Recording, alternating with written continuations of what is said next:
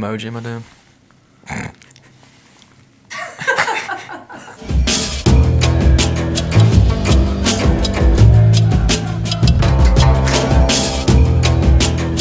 Hiya, it's Talking Reds.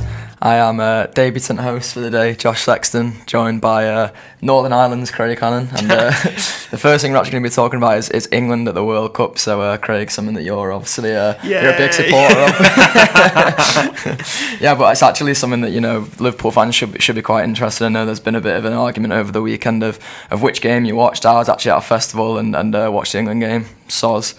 Craig, I know you were at the Chester game though. How did that go, I suppose? The big one, yeah. No, it was lovely. We talked about it yesterday quite a bit. Just a nice day out, pre-season.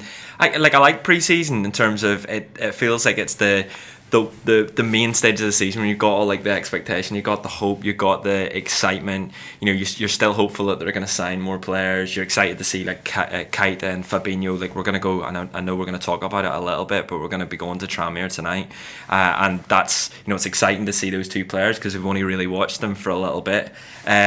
So yeah, I decided to watch the big one in Chester, and then leave you to watch England. But I think it's been a bit of a mad World Cup seeing them go so far, and the prospects now creeping up on us that England might actually win the World Cup, which I don't know how I feel about it, to be honest. I think it'd be good for Henderson, to be fair, like we seen in May this year with going to Kiev, and we all thought we were going to do it there, but to see Prenton Henderson come into the World Cup and being successful has only been a good thing, really. Henderson obviously was a big performer against Sweden. As I say, I watched the game and he was all over the pitch, but one of the things that stood out in particular is how much of a leader he's been, and I know, Craig, you've done a bit of research today around it, what everyone's saying about him. Carl Kopak actually wrote a really good piece for our website yesterday about Henderson as a leader and how he's been more vocal than Harry Kane. Harry Kane's probably the one who leads more by example, being the top scorer in the tournament, whereas Henderson's been the one doing all the shouting and getting in the referee's face. Which I love, and I was a little bit disappointed to see Harry Kane be England captain the World Cup. She obviously wanted to be a Liverpool player, but I think whenever you watch Henderson, you watch how he is that leader. That's what I think Stuart Pearce had said, that the influence that Henderson has set will be massive in that group. And like exactly what you said, he talks about Harry Kane as being the quiet leader that sort of leads by examples in terms of the goals he scores. But when you look at what Henderson's doing, he's directing players and telling them where to go, and he's just all over the pitch, and you can see he's a massive influence within this England team. And that's exciting because I'm a big Henderson fan, and I don't believe that he's got the recognition that he deserves as in terms of where he is as a player and what kind of player he is, and because he is an elite player, and we saw that in the Champions League, and he had a difficult start to the season, but the past 4 months of the season I thought he was brilliant, and that's continued on in the World Cup. And it could have been if he misses that penalty, and if England go out, he could so easily have been the scapegoat, which we've seen so many England players be in the past after World Cups. But they progress, and he's getting all of the attention. Like the Guardian wrote a piece the other day saying talismanic Henderson embodies England's fighting spirit. Thomas Hitzelsberger as well. Henderson is a fucking great captain. That was the headline, which I loved. So he's getting that recognition, and I just hope that, hopefully Liverpool benefit from that, and that he can take that sort of form and that confidence into the new season, maybe as a World Cup winner, who knows? And they spoke a little bit about it on the World Cup show yesterday, and Tall Player. I'd get on it. It was brilliant, and they basically said that they believe that going into this season, he can take that extra sort of 15% that they hope he takes from the World Cup into Liverpool, and it will benefit Liverpool in the new season. So I think that can only be a positive. And yeah, like I say, hopefully within the wider media and within the wider football and public, really, in this country, he continues to get the recognition that he deserves no matter what happens England in this World Cup. Yeah, and that is exactly what seems to be happening. And as Craig said there, if you do want more discussion on that, there was the World Cup show we recorded yesterday where there's loads more Henderson chat. But another player whose name's been cropping up a lot this summer is Alisson. I'd say we're getting tired of the link, but when you watch Carriers at the weekend, you're probably thinking that maybe do you want a bit of Alisson in your life anyway, particularly seeing how handsome he's been looking at the World Cup. He is very handsome. Like I know there's there's a lot of chat around Karius and his looks, but like he's got a lovely beard and everything. Like he just looks like a cool keeper, doesn't he? Proper hipster keeper. I think Alisson's been a weird one because I think we were all pining for him immediately after the Champions League final, and I think his performances in the World Cup didn't really do anything to get us excited, did it? And it wasn't that he had loads to save. It was just at times he maybe flapped a little bit, or there's a couple of times he puts out of play. There wasn't anything really to hang your hat on and say that he's definitely the right man for Liverpool to sign, especially £70 million, especially at £70 million. So I just find it interesting what you've got here about Monkey. Is he the director of football? Something like that.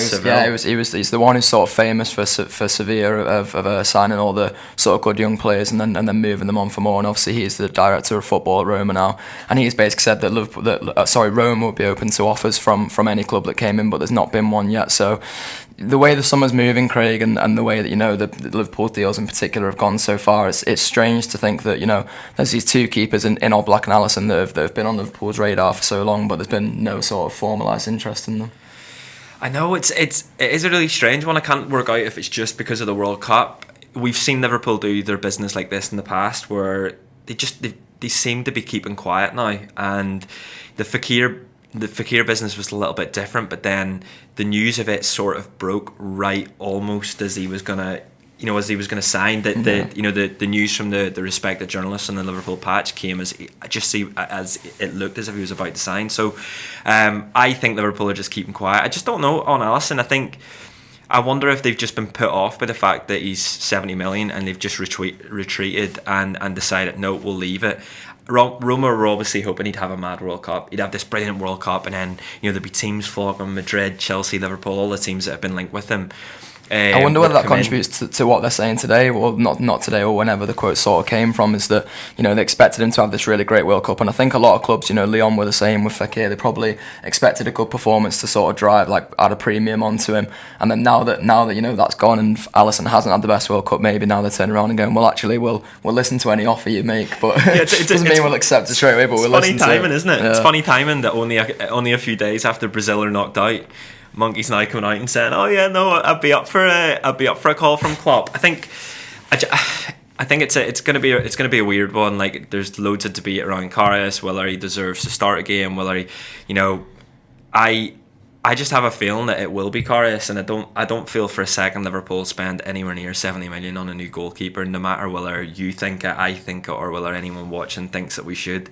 But it'll be interesting to see. I just think, Karius is odds on to start in the first league game, and by then the transfer window is closed this time, so we don't even have the opportunity to see how it goes in that first game, and then if you decide, we definitely need a goalkeeper because Karius just isn't right mentally. I think it'll be the pre-season games that we have to decide that on, and Klopp's shown loyalty to his players before, in that he's happy to treat them as a human that makes mistakes, and go from there. So we'll just have to wait and see with that one. And that is the thing, Klopp's done that with players before that weren't even his players. Some of them, Lovren and Moreno in particular, brought in by Brendan Rodgers. Karius is someone who was brought in by him for roughly about 5 million, was it? He's obviously Klopp's project, so you can imagine him sticking with him. But one place he definitely will be sticking with him, Craig, is at Tranmere tonight. And as you said before, you're heading down with the lads, aren't you? I am. Again, I'm excited. I think I've loved the World Cup. I've loved watching loads of teams that you don't get to usually watch. Loved England going really far. I've loved watching loads of teams that you don't usually get to watch. Loads of players, and it's been fun watching football that you're not invested in. But I really enjoyed Chester, and I'm so excited for seeing Fabinho and Keita play again. We didn't really mention them yesterday on the Talking Red show yesterday, when we were talking about Chester, and we talked about Harry Wilson, and we talked about the young players. We didn't really talk about Keita and his glorious first touch. Like, I know it was Chester, but every time he had the ball, just touch bang, really, really quick, eyes everywhere, head everywhere. He reminded me a bit. I know the sort of comparison's been quashed in the past, but me and Walsh went to the Chelsea game at Anfield earlier this season. I think it might have been last season actually. And Kante was just everywhere. Every time one of the opposition players got to the ball, Kante was right there. And it sort of struck me about Keita is that people have talked up his attacking attributes, and obviously they really showed in the game. But also when Chester players were getting on the ball, it just felt like he was right there, right on them, and obviously that leads to Daniel Sturridge's goal as well, the interception. Yeah, and we even got a little bit of a sneak peek into him driving forward with the ball. That's something that when you watch the YouTubes and you watch him play for Leipzig, is that he can take the ball from deep and he'll drive at players and take on players, and he's got the guile to get past them. And I think that's something that's excited me most, and that's something maybe Coutinho could do, but now we're maybe missing, especially with Oxlade-Chamberlain as well being injured. He's someone that I feel can do it and break the lines like that. So that's exciting. And then again, I know it's only Chester, but he keeps that going, and then I think America will be the big one when we're playing Man City and Dortmund and United. We'll get to see these players. Fabinho as well hits the post, could have had a goal.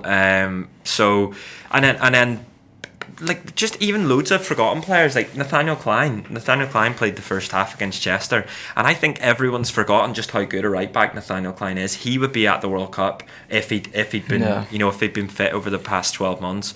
He would be at this World Cup and staking a claim for playing maybe in front of Trippier if he had been fit and played through the Champions League run. So Divock Origi as well, someone I literally forgot existed in the Liverpool shirt. He obviously makes his name for Belgium at the last World Cup as well, so it's particularly interesting that this time round how much his fortunes have changed. And it's sad as well because at times during Origi's career at Liverpool, he's looked as if he's just about to push on. Everyone talks about the challenge against Everton where he gets injured and he effectively misses the rest of that season, bar I think coming on as a sub in the Europa League final, and he obviously wasn't fully fit. And I think it's just that the sliding doors moments for Divock Origi, what happens if he doesn't get injured there and he pushes on. And he's definitely a confidence player, and he's definitely a player that probably needs to be playing regularly.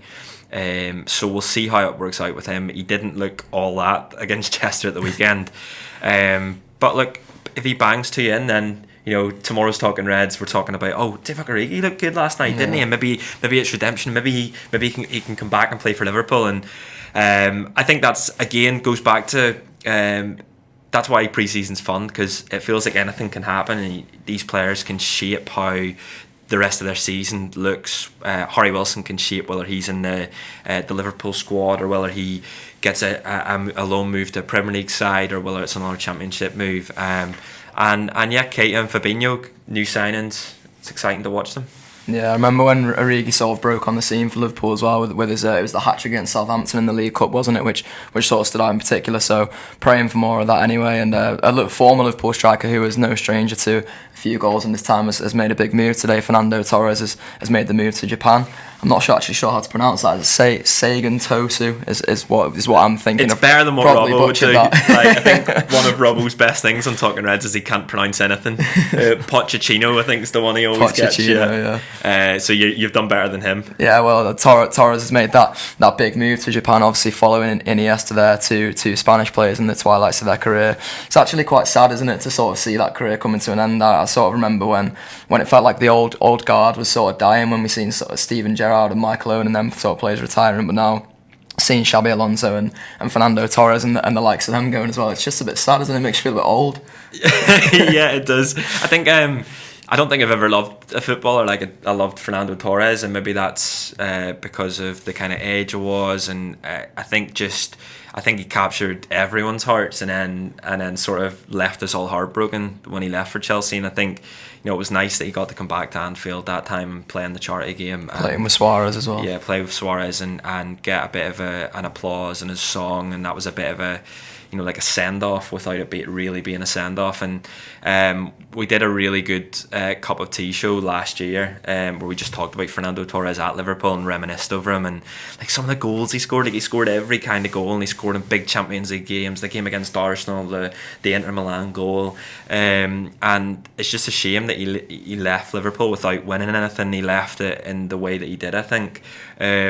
But yeah, listen to that as well. You'll find it by searching our website, Cup of Tea Fernando Torres, because it's really, really good. And yeah, like you say, it's just sad seeing players like this retire. I think me and Walshy had talked in the office about how much we loved Fernando Torres, and we'd even just had him back at Liverpool, just kicking around, not really playing, just have him back, just so we could have Fernando Torres back, which is just completely irrational. But it just goes to show how much he was sort of revered by Liverpool fans. I think Walsh's argument was that you'd rather have him over Divock Origi as well, so maybe we keep that one a bit quiet. Yeah, but as Craig mentioned, there's a few bits of good content we reshared. It was actually recently the 11th year anniversary of Torres leaving Liverpool, which makes you feel even older, but we reshared some great content on our Twitter, so go and check out the Cup of Tea show, as Craig said, and there's also a piece from Cy Hughes, a full chapter from his book of Torres revealing the reasons why he left Liverpool. If you don't know about them, then go check that out as well. It's brilliant, that book. Like, there's a chapter for each footballer that he speaks to. So, like, Michael Owen, the chapter with him is really good, and about how he tried to get back to Liverpool. But the Fernando Torres one that we put in the website is, like, it's kind of heartwarming, I think. And it makes me feel a bit sad, and sad at the same time, I think. Just the way he left, and the way he mentions him leaving as Luis Suarez walks past him, like almost as if like one legend leaves and then another potential legend comes in. I thought you were going to say legend. Then I was going to say Gareth. I was going to. Yeah, at that time he had the potential to be a legend, and that almost like one leaves and one comes in, and the nature of football. So yeah, it's brilliant to basically get a bit of insight, knowledge into what actually happened around that transfer and how he left. Yeah, absolutely. And in terms of shows today, then all shows recently, we had the free show yesterday, and we had the gutter, which is our transfer rumour show yesterday. It's a very popular one, that one, isn't it? Everybody loves the transfer rumours, particularly the host Rob Gutman as well. In terms of shows today, we've got the big match, and then obviously with the Tranmere game later, we'll be doing a post-match show after that, and a couple of live shows coming up. Yeah, definitely. We've got 3 in America following the US tour. So we've got one in Charlotte, we've got one in New York, and then one in Detroit on the night before each game. I'm not going to try and remember the dates. I think it's the 21st, the 24th, and the 27th. I don't know if I've got that right. Sounds like you've done well. I think so. If you pretend you sound what you know what you're talking about, that's half the battle, isn't it? And then we're doing 2 in. We're doing one in Northern Ireland. We're doing another one in Ireland. So one in Belfast on the 2nd of August. That's a Thursday night, and then one in Dublin on the 3rd of August, and that's the night before Liverpool play Napoli at the Aviva. So you're not going to cause any more trouble in Dublin this time. They'll have to come to talking about Thierry Henry handballs and things like that. That was an ill-judged decision. when it's one of those where when you're talking on a podcast and you say something, forgetting that people actually listen to the podcasts. But yeah, get to those. They're lively. They're not a quiet football chat. They're not 4 lads talking about footy all night and it being dead quiet. There's some nudity, although I'm told not to promise that, but then it happens every time, so I feel like we're now at the stage. I feel like we can probably guarantee there's going to be some nudity. Yeah, do we mention names, Gibbo? Yeah. I think if you're a watcher of Tor regularly or listener to Tor regularly, then you know that Gibbo is prone to getting his kit off. Yeah, so we can possibly guarantee some more Gibbo nudity. Yeah. I feel like it should be on the selling point. So there's at the Belfast and Dublin shows, we've got live music from Timo as well. There'll be an AFQ. There'll be loads of footy chat, probably a bit of singing, songs, and some nudity. And yeah, just last thing, we did the free show yesterday, and it was talking about Chester. We had Andy Kelly previously of the Echo, we had Paul Senior, we had Ian Sam, we had Neil Atkinson as well. You'll be able to see a little bit of a clip straight after Talking Reds, so yeah, get on it. Yeah, and a nice one for watching Up the Reds at Tranmere tonight. Andy Kelly, Liverpool go to Chester, and Harry Wilson stands out, scores 2 lovely finishes. He can't do any more, can he? He can't do any more than have a really good pre-season, than do what he did on loan at Hull. He can't do any more than all of that, and yet that still might not be enough to get him a squad place for Liverpool this season. It might not be enough at Co, but I think there's every chance it might be if he keeps going. I mean, what we've seen is him score 2 goals against, obviously, a team massively sort of, of a very low level compared to Liverpool. He was playing on a pitch he's played on many times before, very comfortable situation for him. We know he clocks up numbers, Wilson, goals, assists. That's what has brought him back to everybody's attention when everyone was in danger of forgetting about this tremendous talent he is. Now he needs to keep showing that, and I think for him the big thing will be America, if not beaten up on some lesser opposition in the games this side of the pond. Would it be fair to almost say that what happened in the States could be effectively almost the biggest 10 days of his life, that it could be certainly career defining in 10 days? definitely, because if you staying or leaving a Liverpool Football Club can define your career. Now with Wilson, last season he got an injury in pre-season which prevented him showing Liverpool what he could do. He'd already had some bad experiences with injury. He'd had a bad loan at Crewe. He's always been a talented player, but the big question for Wilson is always his physique. It was always, I remember being in the academy, looking at all the players on the wall, and the head of the academy said to me, who's the one you think can go through, this is about 3 years ago, and be a player for us? And Harry Wilson was the name I came up with, because he's so talented. But since then, succession of injuries and problems, but put up the numbers for the 23s and the 21s when they were so cold. He's put up the numbers at Hull. Everybody's gone. He can play reasonable level Championship. Can he take that next step, play Premier League?